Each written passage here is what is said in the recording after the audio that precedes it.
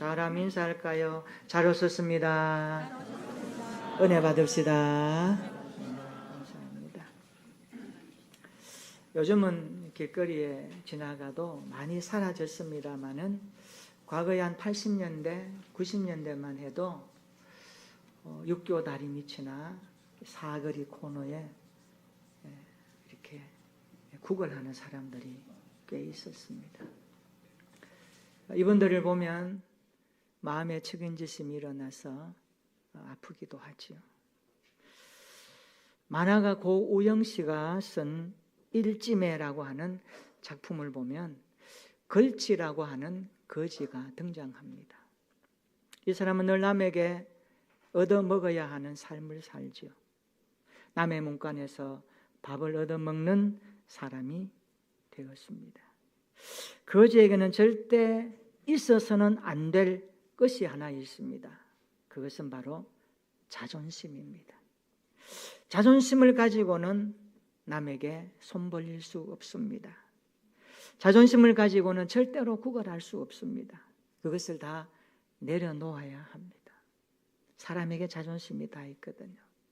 저는 기도도 이와 같다고 생각합니다. 기도는 하나님 앞에 우리의 모든 자존심을 내려놓는 것입니다. 자존심이 무엇일까요? 남에게 굽히지 않고 스스로의 가치나 품위를 지키려고 하는 마음입니다. 자존심이 강한 사람은 기도하지 않더라고요. 내가 뭐가 부족해서 하나님 앞에 기도해. 나는 내 힘으로 살 수 있어. 내 능력으로 살 수 있어. 내가 가진 부와 권력과 이것 가지고 내 삶을 꾸려갈 수 있어. 이런 자세로 살아가다 보니까 하나님께 의존하는 믿음이 생기지 않습니다. 이런 사람은 기도할 수 없어요. 왜냐하면 기도는 하나님께 도와달라고 엎드리는 시간으로 출발하기 때문에 그렇습니다.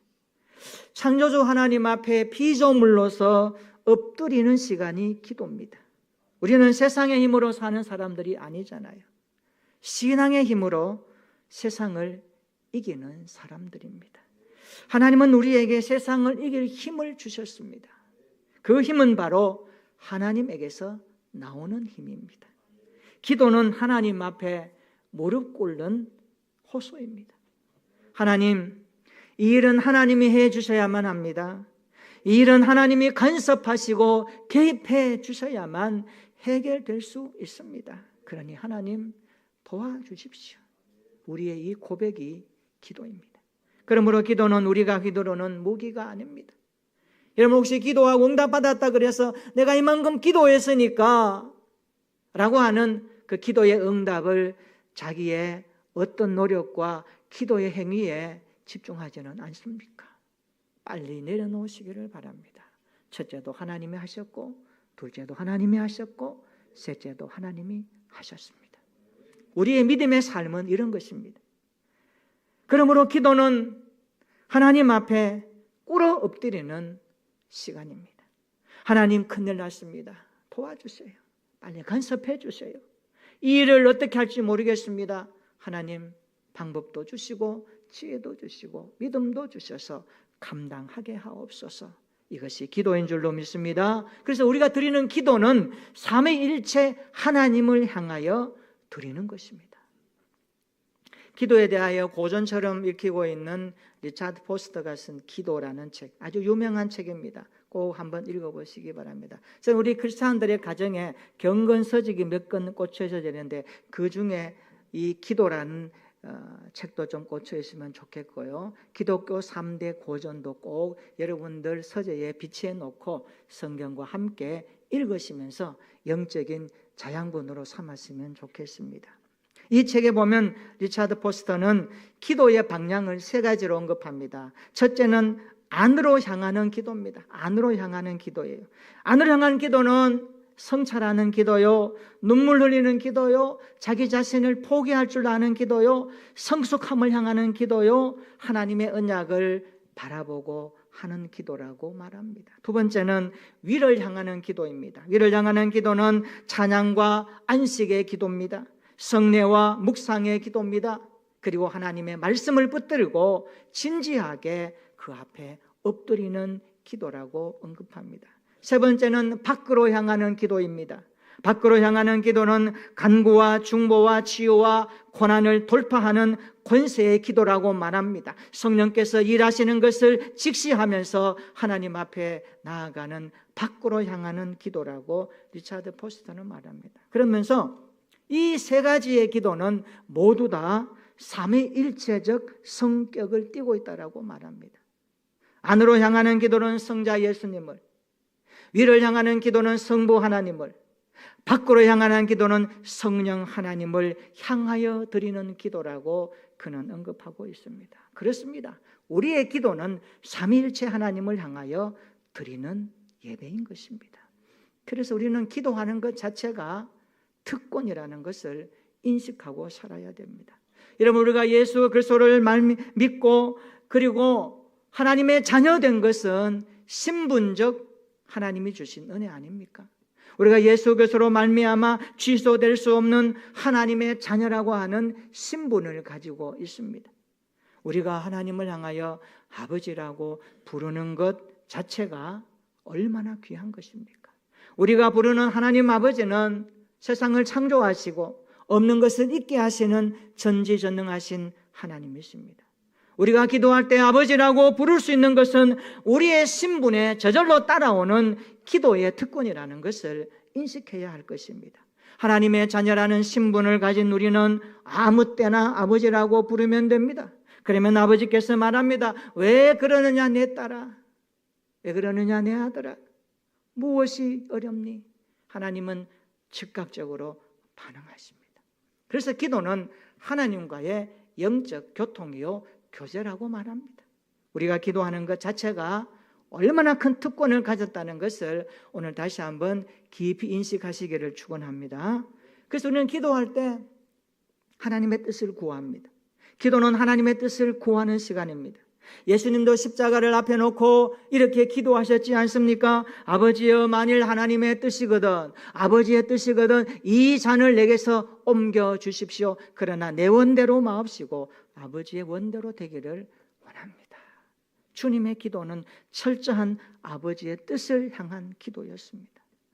우리가 찬송가에 보면 425장에 보면 1절부터 4절까지 첫 소절이 이렇게 시작됩니다. 주님의 뜻을 이루소서, 주님의 뜻을 이루소서, 주님의 뜻을 이루소서, 고요한 중에 기다리니. 2절도 말합니다. 주님의 뜻을 이루소서, 주님 발 앞에 엎드리니. 3절에도 말합니다. 주님의 뜻을 이루소서, 병들어 몸이 피곤할 때. 4절에도 말합니다. 주님의 뜻을 이루소서, 온전히 나를 주장하사. 주님의 뜻이 뭘까요? 하나님의 뜻이 뭘까요?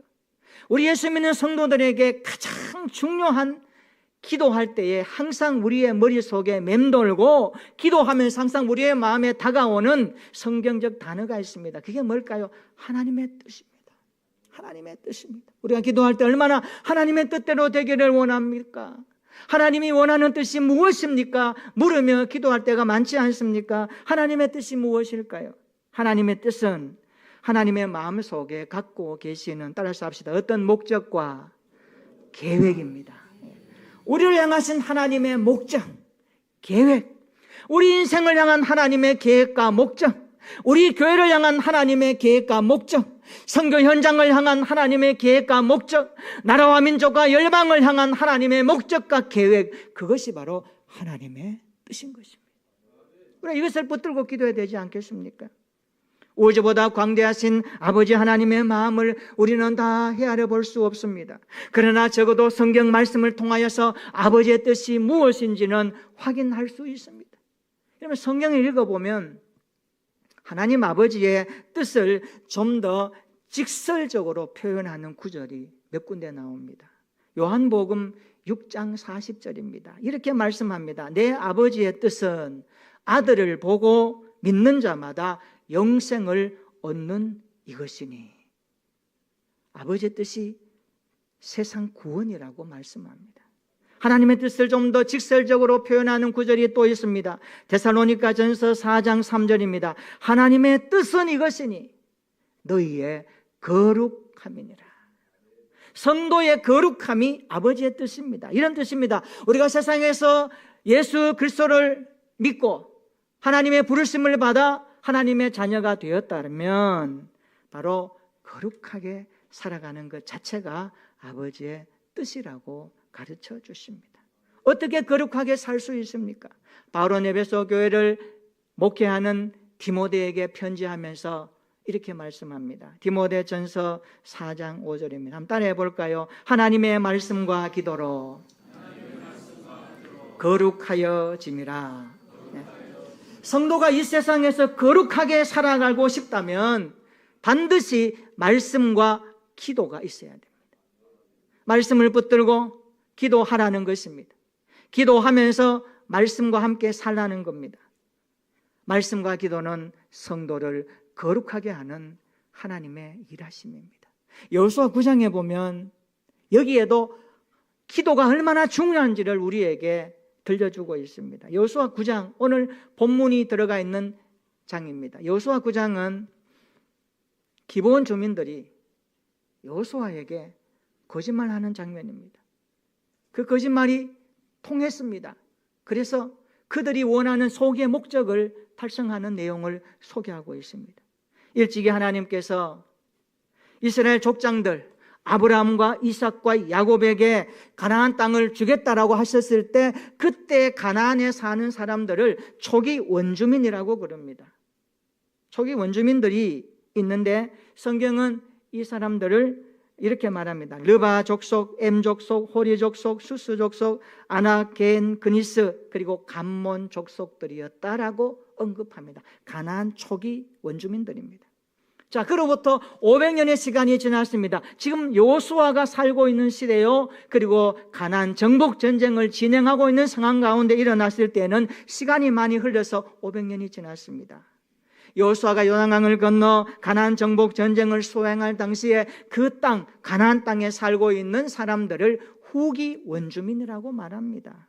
오늘 여호수아 9장 한번 볼까요? 1절에 보면 요단 서쪽 산지와 평지와 연안에 살던 후기 원주민들의 내용을 소개합니다. 그들은 헷 사람이었고 아모리 사람이었고 가나안 사람이었고 브리스 사람이었고 히위 사람이었고 여부스 사람이었다. 여기서 기르가스 사람을 더하면 가나안의 7 족속이라고 말합니다. 우리가 잘 아는 대로 하나님은 모세오경을 통하여서 계속해서 이스라엘 백성들에게 강조합니다. 너희들이 가나안 땅에 들어가면 가나안 백성들과 섞이면 안 된다. 언약 맺어도 안 된다. 결혼해도 안 된다. 그네들은 하나님을 모르는 이방 족속이다. 다 진멸하고 정리하라. 그 역할을 여호수아가 맡아서 정복 전쟁을 하는 것입니다. 여호수아 9장 2절 한번 보세요. 이들이 모여서 뭐 합니까? 일심으로 여호수아와 이스라엘에 맞서서 싸우고 있습니다. 싸우려 하더라. 우리 3절 한번 읽어볼까요? 여호수아 9장 3절입니다. 시작. 기브온 주민들이 여호수아가 여리고와 아이의 행한 일을 듣고 무엇을 들었습니까? 여호수아가 여리고성을 정복했다. 아이성을 점령했다. 놀라운 소식을 들었습니다. 두렵죠? 저 민족은 대단한 민족이야. 여리고성을 어떻게 무너뜨렸어? 6일 동안 매일 한 바퀴씩 돌고 끝났어. 아무 말도 안 하더라. 7일째는 7번 돌고 소리 지르니까 무너졌더라. 이게 어떤 일인가? 이들이 다 들었습니다. 그들이 어떻게 할까요? 이러다가 우리도 죽겠다. 살 길을 찾아야지. 방법을 찾는 겁니다. 어떻게 할까요?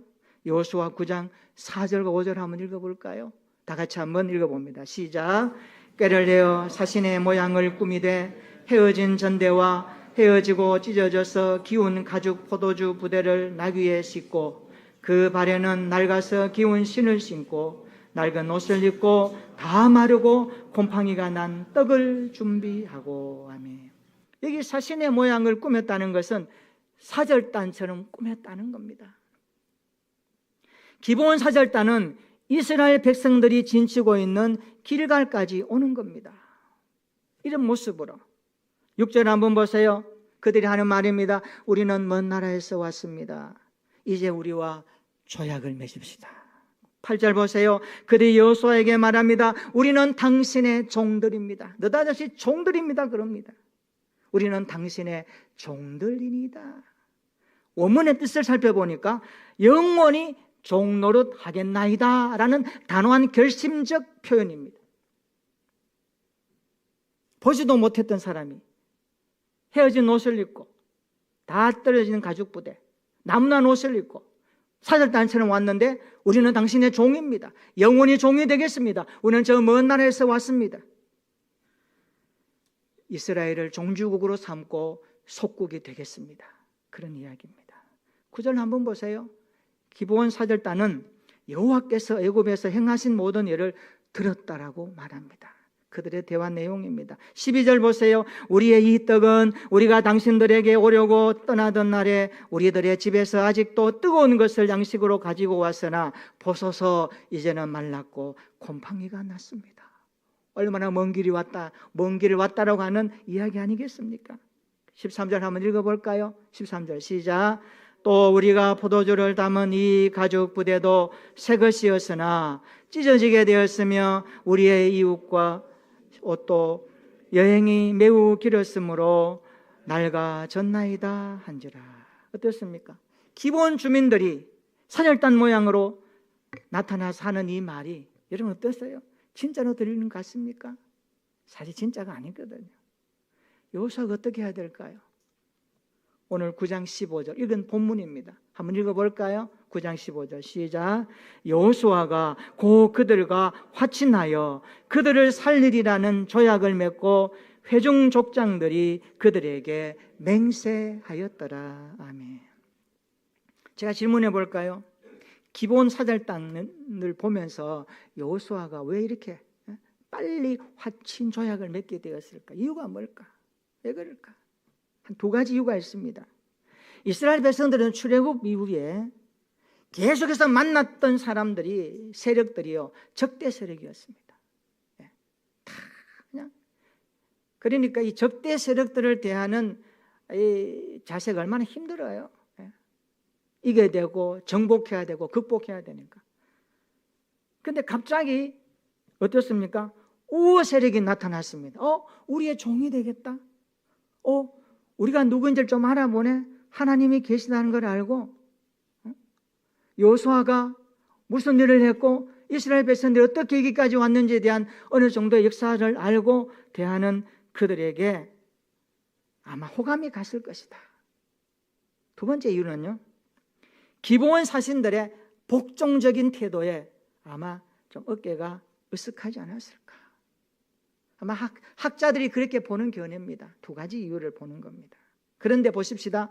기브온 사절단과 화친 조약을 체결한 것은 하나님께서 그들과 언약하지 말라는 말씀을 어긴 중대한 실수입니다.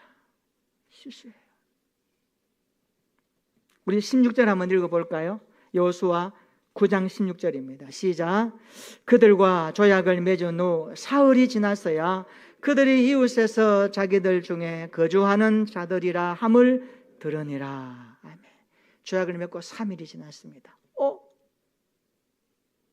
기본 사람들의 실체가 드러났습니다. 먼 나라에서 왔다 했는데 아닙니다. 사신의 모양을 하고 찢어진 가죽 부대와 낡은 옷과 신발을 신고 곰팡이가 난 떡을 가지고 조약을 맺기 위한 그것은 하나의 연출이었다라는 것을 확인하게 됩니다. 깜빡 속았습니다. 요즘 보면 깜빡 속았수다 이런 표현들 하는데 속은 거예요. 눈 뜨고 속은 거예요. 속은 거예요. 어떻게 할까요? 여러분 같으면 이젠 끝 아니야. 조약 파기야. 물리자고. 당신 거짓말 했으니까 우리가 맺은 언약은 이제는 의미 없어. 없었던 걸로 하자. 그렇게 하면 될까요? 그렇게 할 수 없어요. 19절 한번 읽어볼까요? 자, 19절입니다. 시작. 모든 족장이 온 회중에게 이르되 우리가 이스라엘의 하나님 여호와로 그들에게 맹세하였은즉 이제 그들을 건드리지 못하리라. 이 죄악 때문에 10장에 가면 가나안 동맹군 5 왕들과 또 싸워야 되는데, 이때 기브온에서 어떻게 합니까? 여호수아에게 빨리 급보를 보냅니다. 빨리 와서 우리를 도와달라고. 그 10장에 보면 이 전쟁이 계속됩니다. 근데 하나님께서 거기에도 역사하셔서 야세렛책에 기록된 태양을 멈추게 하시는 사건을 보여주십니다.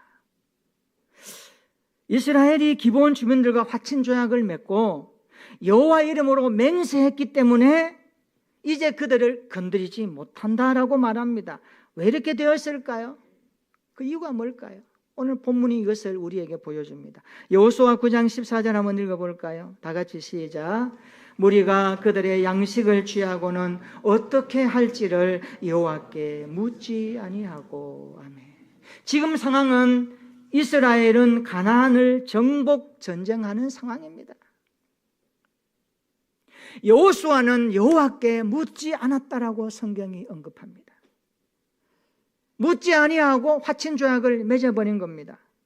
여러분, 전쟁에서 화친은 굉장히 잘해야 됩니다. 함부로 하면 안 되는 겁니다. 원문에 가깝게 직역해 보니까 이런 뜻입니다. 여호와의 입을 구하지 아니하였다. 이 말은 여호와의 입의 말씀을 듣지 아니했다라는 것입니다. 다른 말로 하면 기도하지 않았다는 겁니다. 하나님께 묻지 않았다는 겁니다. 하나님께 묻지도 아니하고 경솔하게 화친 조약을 맺었습니다. 이것은 하나님의 허락도 없이 독자적으로 행동했다는 뜻입니다. 여러분 아셔야 됩니다. 우리의 신앙생활에 하나님도 없이 독자적으로 내 마음대로 살아간다? 굉장히 위험합니다. 그래서 기억해야 됩니다. 따라서 합시다. 하나님께 묻지 않으면 우리 인생은 실패할 수 있습니다. 실패할 수 있어요. 반대로 하나님께 물으면 하나님이 우리 인생을 이끌어 가십니다. 굉장히 중요합니다. 하나님 앞에 물으며 살아가는 우리 성도들 되었으면 좋겠습니다. 오늘 설교 제목입니다. 왜 기도하며 살아야 할까요? 따라해 볼까요? 왜 기도하면서 살아야 할까요? 기도해야 될 이유입니다. 내가 왜 기도하는가? 바울이 쉬지 말고 기도하라고 우리에게 명령하셨는데 내가 왜 그 기도의 말씀을 붙들고 살아내야 되는가? 기도의 이유입니다. 기도의 당위성입니다. 기도할 삶의 목적입니다. 내가 왜 기도해야 되는가? 우리 14절 다시 한번 읽어볼까요? 14절 다시 읽어봅니다. 시작. 무리가 그들의 양식을 취하고는 어떻게 할지를 여호와께 묻지 아니하고. 아멘. 이 14절 9절을 보면 여호수아는 어떻게 할지를 모르는 상황을 맞이합니다. 근데 그때 그가 하나님 앞에 기도하지 않았다 그랬습니다. 우리가 살다 보면 어떻게 할지를 모르는 상황들이 우리 앞에 얼마나 많이 다가옵니까? 급작스럽게 갑자기 어떤 뭔가로 인하여서 우리의 생각이 혼미해지고 우리의 판단 기준이 흐려져서 어떻게 해야 될지 모르는 상황들이 우리는 이 땅에 살아갑니다. 내 일을 알지 못하는 연약한 인생들이기 때문에 이런 현상들은 우리의 삶의 태반입니다. 어떻게 해야 될까요? 우리가 알 수 없는 상황을 맞이했을 때 성경은 말합니다. 그때 기도하라. 그때 하나님을 찾으라. 그때 여호와께 물어보라. 여호수아가 그들의 양식을 취하고는 어떻게 할지를 모르는 그 상황에서 여호와께 기도했으면 얼마나 좋았을까요? 이런 기도했으면 얼마나 좋을까요? 하나님, 먼 나라에서 왔다고 하는 사신의 모양을 한 이 사람들 어떻게 해야 될까요? 우리의 종이 되겠다고 말하면서 화친을 맺자고 조약을 맺자고 말하는데 할까요 말까요? 어떻게 할까요? 내가 분별이 서지 않습니다. 여호와여 말씀해 주옵소서. 기도했더라면 얼마나 좋을까요? 백성들에게 알리면서 우리 모두 기도합시다. 하나님의 뜻을 물어봅시다. 기도하면서 그 문제를 해결했으면 얼마나 좋았을까요? 그러나 성경은 말합니다. 여호수아는 묻지 않았다고 말합니다. 기도의 부재입니다. 신앙생활이 일어나고 있는 여러 가지 문제 가운데 그 원인을 밝혀보면 기도 없는 삶의 부재라는 것을 우리는 깨달아야 합니다. 얼마나 기도하십니까? 무엇을 기도하십니까? 어떻게 기도하십니까? 오늘 이 아침에 이 말씀 붙들고 다시 한번 여러분의 기도의 자리를 회복하는 시간 되었으면 좋겠습니다. 주님은 말씀합니다. 기도 외에는 이런 유가 나갈 수 없느니라 하셨는데 얼마나 하나님의 말씀을 붙들고 기도하고 있습니까? 우리가 살다 보면 어떻게 할지를 잘 모를 때가 참 많습니다. 왜 기도해야 될까요? 어떻게 할지를 잘 모르기 때문에 기도해야 됩니다. 그때 하나님의 도움이 필요하고 하나님의 간섭이 필요하고 하나님의 섭리가 필요하고 하나님의 일하심이 필요합니다. 따라합시다. 기도할 때 하나님의 손이 우리 앞에서 일하십니다. 그렇습니다. 기도할 때 하나님의 뜻이 우리 앞에서 나타나십니다. 우리 하나님을 향하여 묻는 기도의 사람이 되었으면 좋겠습니다. 어찌할지 모르는 상황이 우리 앞에 있더라도 여러분 그것을 위해서 기도하시기 바랍니다. 그때 하나님이 일하시고 하나님이 간섭하시고 하나님이 열어가실 것입니다. 여러분 자녀들의 인생이 어떻게 될지 여러분 잘 아시나요? 잘 모르죠. 그래서 기도하셔야 됩니다.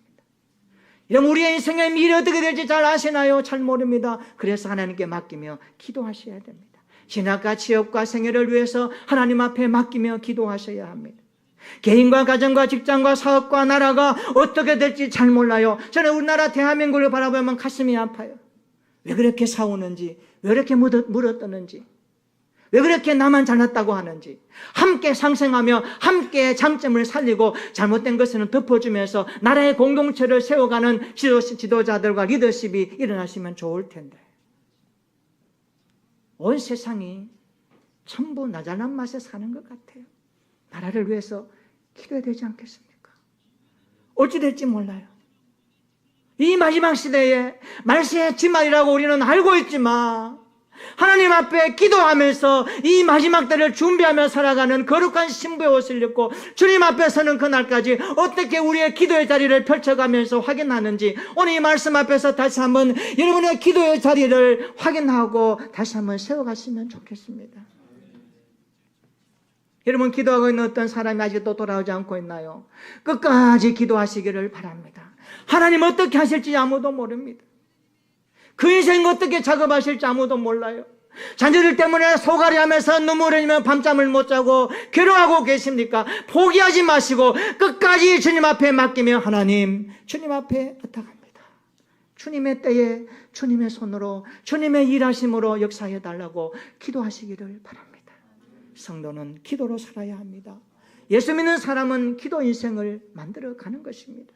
새벽에 나와서 기도했으면 좋겠습니다. 금요일에도 나와서 기도했으면 좋겠습니다. 주일, 수요일 저녁에도 기도하는 예배가 되었으면 좋겠습니다.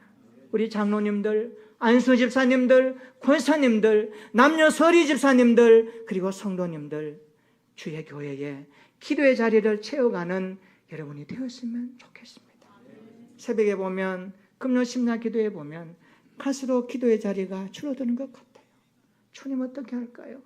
기도의 사람들이 많아야 될 텐데 바쁘다는 핑계로, 피곤하다는 핑계로 그렇게 많은 이유가 많은지 여러분 그 이유가 정말 주님 앞에 합당한 이유일까요?